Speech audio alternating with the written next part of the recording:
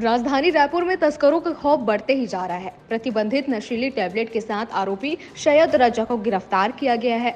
बता दें कि थाना टिकरापारा क्षेत्र अंतर्गत भाटा गांव स्थित नया बस स्टैंड के पास प्रतिबंधित नशीली टैबलेट के साथ आरोपी को रंगे हाथ दबोचा गया।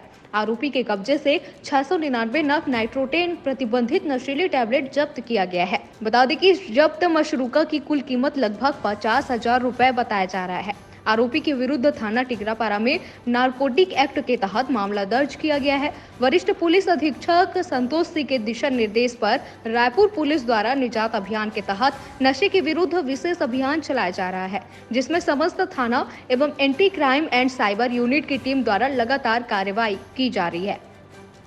टिकरापारा में नशीली टैबलेट के तस्कर सैयद रजा की गिरफ्तारी की गई है, जिससे 700 नग के आसपास नशीली टैबलेट की जब्ती हुई है। इसमें नशीली टैबलेट बेचने वालों पर आगे भी कार्रवाई जारी रहेगी। कहाँ से ला रहे थे? इस संबंध में विवेचना की जा रही है और कुछ हम लोग को तथ्य और जानकारी प्राप्त हुई है, उस पर भी कार्रवाई करेंगे।